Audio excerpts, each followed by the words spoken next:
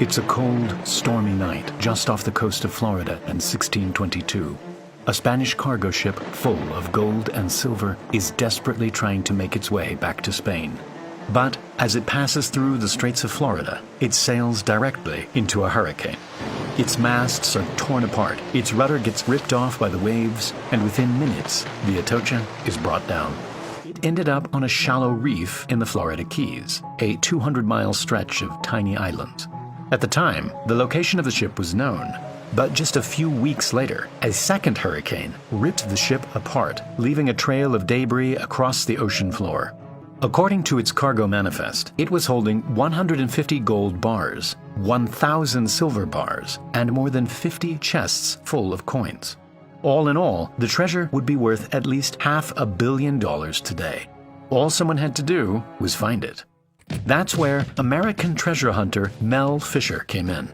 He had spent his entire life diving, and along with his wife, ran a diving school in California, teaching more than 60,000 people how to dive. With the allure of the Atocha sitting in the Florida Keys, Mel and his family moved across the country in search for its treasure. With little more than a boat and some metal detectors, they began their search in an area called the Matecumbe Keys, which had been mentioned in several documents. But after a year of searching and more than 100,000 miles covered, they hadn't found a single thing. To many, finding the Atocha in this vast expanse of ocean was an impossible task. But Mel had a secret weapon: historian Eugene Lyon. In order to learn more about where the Atocha sank, he went to the Spanish archives in Seville and came across this document. Dated just 4 years after the ship went down, it mentioned that a search had taken place in an area called the Marquesas Keys, which was more than 100 miles from where Mel was searching. Mel and his crew instantly moved their boat and started searching in this new location. But the divers were now searching in deeper water, and they had one huge problem: visibility. Although the water was clear on the surface, at the bottom, the divers could barely see their own hands. And so Mel came up with a genius yet simple solution. He attached 2 large tubes to his boat that could be lowered down in front of the propellers. These would redirect the clear water from the surface and shoot it down to the bottom where the divers were searching. Not only did this clear up the muddy waters perfectly, it had the added benefit of digging a big hole and revealing whatever was buried underneath the sand. Then, one day in 1971, the sand cleared and revealed an enormous anchor. Although it wasn't a piece of treasure, it was their first clue that perhaps the real thing wasn't far away. More artifacts started to show up, like cups, swords, cannonballs, and iron nails used to hold the ship together. To keep track of everything, they started building a map of circles, showing where each piece of treasure had been found. After a while, a clear line started to appear on the map, and they came to the conclusion that the Atocha's mother lode must lie somewhere along this line.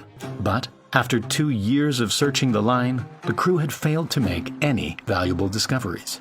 Mel was running out of money fast, and if he didn't find some treasure soon, he'd have no way of funding the search. But then, in 1973, just a few hundred feet away from the anchor, the crew came across a stash of silver coins and 3 huge silver bars. This find alone was worth well over $100,000. The crew began systematically cleaning the coins using electrolysis and selling them off to make money. Mel and his crew were back in business. With this influx of cash, the crew set out to find more treasure, armed with new sonar detecting technology. 3 years went by, and the crew continued looking without finding any new clues. The line had run dry. Throughout the search, Mel had often mentioned a mysterious document he had read, written by one of the Atocha's survivors. According to the document, the survivor had helped an admiral smuggle 70 pounds of the world's finest Colombian emeralds onto the ship. It was never clear where Mel had read this, but he was absolutely sure that there was more to the Atocha's treasure than just gold and silver. Every little object along the way had teased the crew, and it still seemed like the treasure had to be lying somewhere along the line. But all that was about to change. In 1983, while on their way out to the line, the crew's magnetometer started lighting up.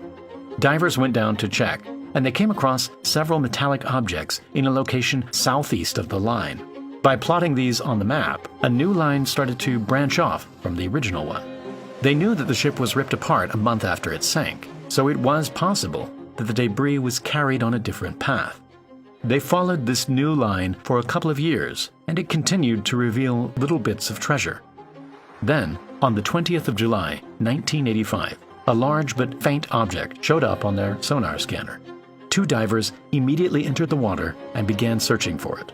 On a hunch, Greg Wareham decided to wander off about 100 yards to the east.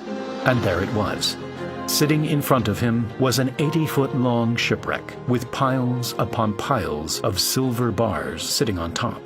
Off to the side were several chests full of coins and gold bars glinting in the light. There was no doubt that after 16 years of searching, Mel and his crew had finally found the Motherlode. Amazingly, hidden within the wreck was a thumb-sized emerald worth over $800,000 alone. Elsewhere in the wreckage, another one popped up, this time worth over $1 million.